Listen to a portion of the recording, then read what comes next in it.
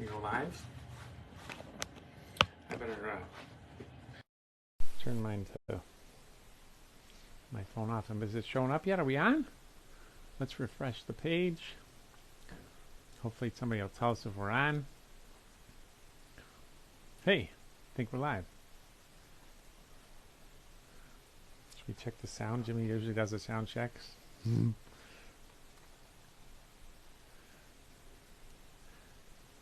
Can you hear me? Hello. Hello.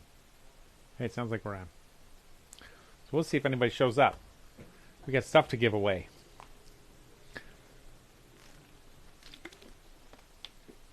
No comments yet. We'll see. Oh wait, sounds good. Ronnie's on. Love it. Love it. We'll give a few seconds to folks to jump in. Let the Facebook algorithm get things rolling, and then we'll have a little fun. We talked about going on the shop floor, but I think we'll save that for another time when Jimmy's here. I can show some of the more fun stuff that we're doing. But let's see, I'm here, but can't stay catching in about 15 minutes, says Russ. All right. Well, we'll see if we're still on in 15 minutes, but Russ would be a good one for some of this trivia. Of course, the Googlers usually get most of the answers right. They go quickly into Ask Google. Maybe I should look up what Google's going to say and trick everybody. We'll see. Let's see. Where does it say? We got a couple people on. We'll give it a little time. So Jimmy's in the Caribbean, catching some rays.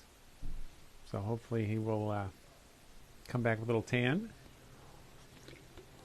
He'll come back with a smile on his face for sure. Let's see. We got back from the University of Akron today. So we were down doing some recruiting at a career fair for engineers. So that was pretty fun. Talked to a bunch of young, eager students looking to get either a full-time gig or an internship, co-op, some of that stuff. So that was pretty cool. They have a great program down there. It's about 45 minutes away, and I left a little before 3 to get here. Got here about 3 or 4 minutes ago. So all good. We had a pinch hit plan in case I ran into traffic, but we made it back okay. So I don't expect Jim will actually jump on today, although he, I think, knows some of the answers to the questions. Gun trivia facts. So we'll see. Some of them I'm sure I didn't ever know the answer to, and so we'll see who knows what. So let's see. Trying to think if there was any other news. We do have a couple pieces and parts of some sticker packs, a hat, and a handguard to give away as part of our drawing today. And then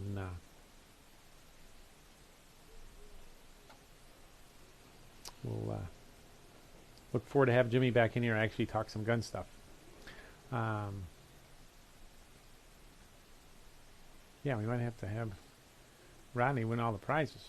That wouldn't be bad for Rodney, would it? Man, I gotta look at some of these questions.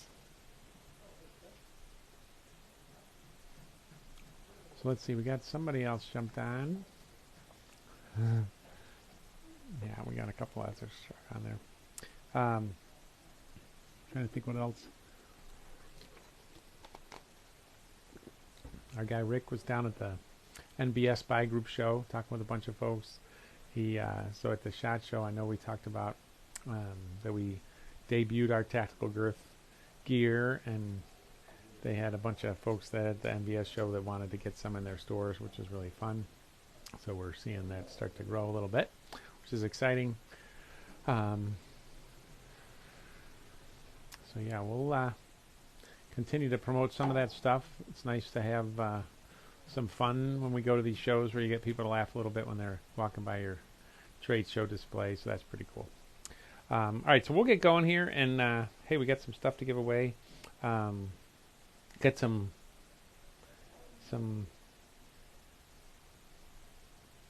guns trivia. So let's see.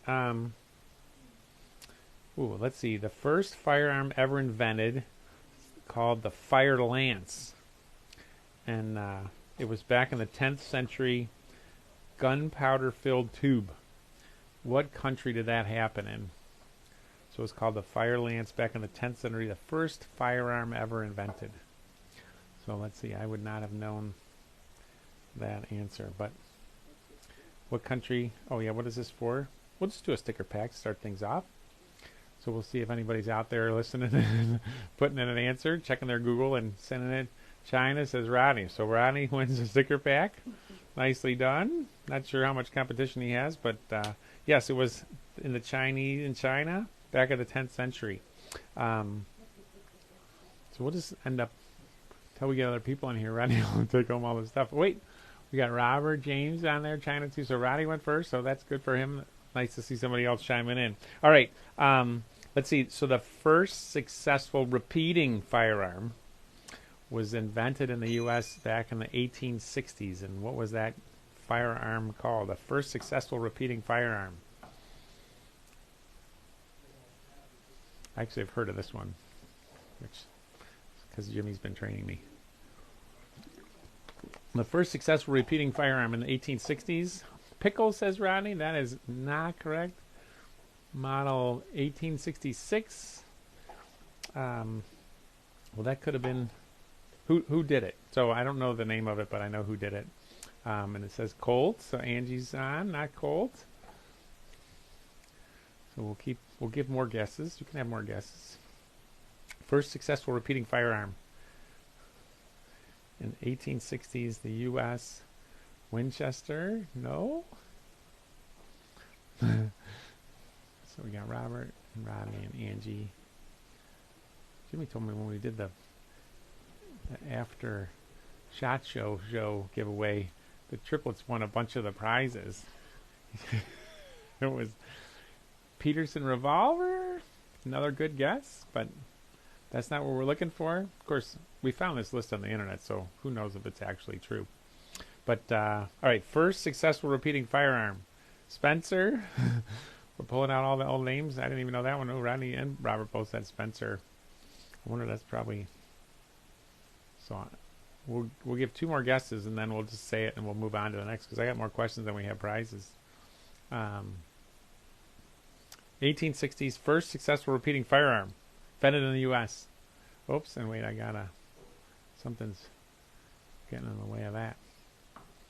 All right, one more shot. Anybody got one more shot for us? New Haven Arms. That one I haven't heard of. All right, so I'll just go ahead and say it. So the Henry rifle. So I've heard about that one before, and that supposedly the first successful repeating firearm invented in the 1860s, the Henry rifle. All right, we'll go on to the next one. The world's first submachine gun was developed and used in World War I. So you can either give me the country that was using it or the designation. So we said Gatling gun. That was for the other one. All right, so the first, oh, maybe that was for this one, but it's not. So the world's first submachine gun developed and used by somebody's military in World War I. So either give me the designation for it or the country that was doing it. And we'll do, we'll do a flash hider this time. One of our favorites. Little flash hider. MP-18 Germany. Boy, he got both halves of that. So that's Rodney. These 2 for 2. We'll just make a little pile for Rodney. Yes, the MP-18 developed and used by the German military in World War I. The world's first submachine gun. Oh, I guess I got out of time order.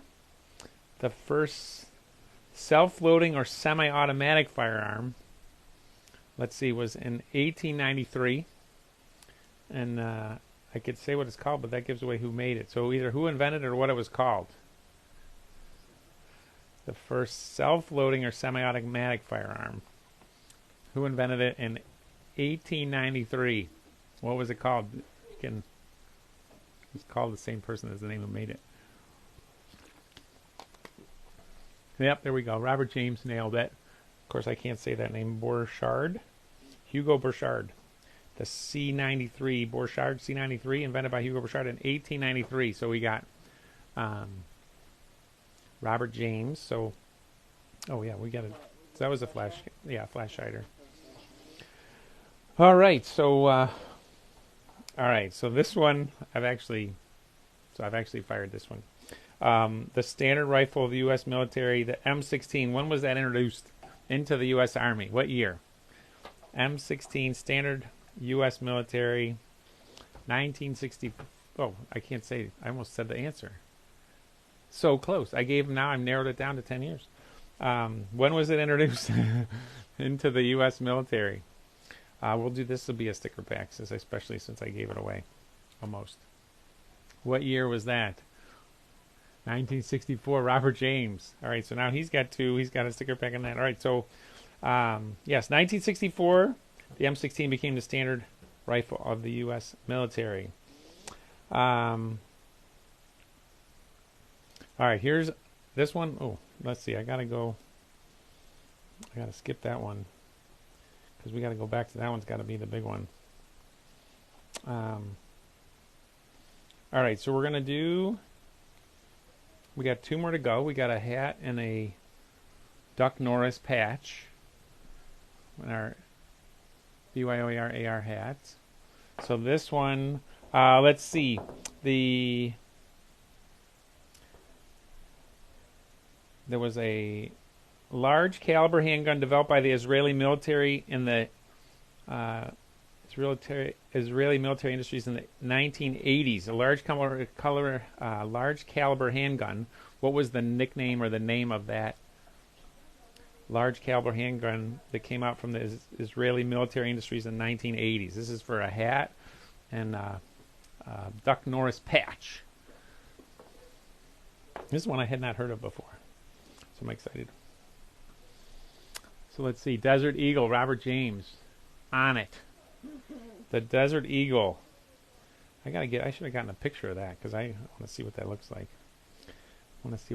So Robert James, so he won one of these, right? So it doesn't really matter. One's for Robert James and one's... All right, we got one more prize. Is this handguard. It's got a tiny blem on it, a little scratch. So we can't really sell it as new, but we can certainly do it as a giveaway, and it's pretty slick little piece. All right, so this one, so we actually produce parts for this, so it's super fun. Yes, big Desert Eagle, big massive guy. All right, so for this handguard, so this is the M2 Madus 50 caliber machine gun. What year did we start using that in the U.S. military? And I think the drawings haven't changed overly much since then, but we've produced parts for it. I should have brought, because I had it at the Akron Career Fair today at a little backplate assembly. What year did we start using the Madus, the M2 50 caliber machine gun in the U.S. military? 1912. That's a little further back than what my piece of paper says. Madus 50 caliber machine gun, what year? Levi, welcome to the show. I heard 1918. Nope, that's still a little too early. We're getting closer. 1923. We're getting closer. Just start flooding the comments with each new year. 1950. That's a little too close. It's been in there longer than that. We're getting dialed in. So we got 23 and 50. We're in between those two. 54 is not between those two, Richard. 1930, Mark, is there. 1921, we're still not quite there. The question again is, what year did we start using the Madus M2 Browning machine gun, 50 caliber machine gun? I've fired one of these off the side of a Navy ship, and we make a bunch of parts for them here, have for a long time. 1933, Mark Rigdon nailed it. So Mark gets this handguard right here, exciting. Glad he jumped in, and now we got 1933s all around. Oh wait, let me hang on. In my comment string, I saw Mark's first, but Patrick C. Lone. So Patrick is actually on there first, so he got the handguard. Sorry, Mark. I was looking at my comment string, and his jumped in right in front of yours. So we got Patrick, but we'll send, since I said his name wrong, we'll send a flash can and a Duck Norris patch to Mark, because I said his name as the winner, even though then I looked up at my screen and saw there was a 1933 right above it. So we'll send those to Mark. We'll get the handguard to Patrick. So DM us with your address if we don't have it. If we've shipped you something before, we probably got it. But if we haven't, just send us a message so we can get those addresses, and we'll get all this stuff out tomorrow. Let's see. So what time is it? We still got a little time. Mark says thumbs up. Thank goodness he's not mad at me for saying his name, even though Patrick beat him. So we'll send him a flash can. He's the pain of my screwing up like that. Let's see. We did have a couple other bits of trivia. I did not know. So the Barrett M82 is a 50 caliber sniper rifle, known as the Light 50. Shoots up to, I was going to ask what range. It says up to 2,000 meters. That's a long shot. Obviously need a lot of power to do that. 50 cal, big bullet. No, there was a question about AK-47s when they were introduced. AK-47 was introduced in 1947. Maybe that's why it was called an AK-47. I don't really know. And then the last one was about where the Glock 17 was developed. What country? Anybody know what country that was? Do you know where the Glock 17 was developed? I didn't know that. But it's on the piece of paper. Back in the 1980s. Anybody know? We could throw another sticker pack in. What country did the Glock 17 get developed in? 1980s. Austria. Levi. We'll add that. That's correct. Austria. Nice. Yeah, we had talked about maybe going on the shop floor. I think we want to save that for when Jimmy gets here, because frankly he can do a better job of showing what's going on out there, and he's got some cool stuff that we've been working on, and fun to see. We've gotten really busy with a bunch of defense related stuff, which is exciting. Some of the bigger machine guns and stuff that the Army's using, and our allies' armies are using. So very fun to be busy and have plenty of that stuff going again. I don't remember what Jim said he's talking about next week. He gave me a schedule too, but I know he enjoyed doing the upgrades and stuff he did the other day, and upgrading his favorite, his first AR that he built. So that was pretty fun. But no, as usual, we appreciate y'all joining in, and excited to have an audience of folks that wants to talk about gun stuff and be able to build. So appreciate everybody joining. A little shorter show than normal because frankly we had prizes, and we'll get Jimmy back in here to actually talk about some good stuff. If you have questions or you have topics that might be good, please let us know. Please message me by the Friday donation. Okay, be happy to do that, Russ. Make a note of that, please, Myra. I'll send Russ a message there. No, if you guys have any topics or stuff they'd like to see Jim do, if you have suggestions about stuff that I should buy for him to demonstrate on the show, he really likes it when you guys come up with stuff that he should probably get, something new, something cool, and I'd be happy to talk about it. I know when we were at the SHOT Show, and I don't think he got to, but we got to go see the Mantis guys and some of the new stuff they're doing. We had talked about in the past, we've done a little competition thing here, and it might be fun to do that again, where watching the technology they use to track your trigger pull and where your gun moves when you're pulling the trigger. Definitely a pretty significant training tool there, an opportunity. So those are pretty cool. They've got some new, almost virtual reality stuff that you can run off of your phone, which simulates a lot of different training environments. Is pretty fun. So they have their booth. They have a big enclosed place, and it's really nice because you can do it just with your phone, and the little attachment that goes on the bottom of your pistol or rifle. So pretty cool stuff. But so I'm not sure what Jim will be talking about. As he would say, we'll be talking something about guns next Tuesday at this time. Appreciate everybody joining in. And remember, you don't. This needs a spline tool for building uppers. All right, we'll talk spline tools for building uppers. Good call, Russ. I'm sure you could come up with a list of stuff that Jim would want to need.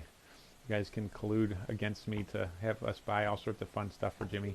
He loves that. No, thanks. And remember, you don't have to be an expert to build your own AR, to upgrade it or maintain it. And Jimmy is here to help, and not me, but we're excited to be able to help you guys do that. So have a great week, and Jim will be back next week. Thanks.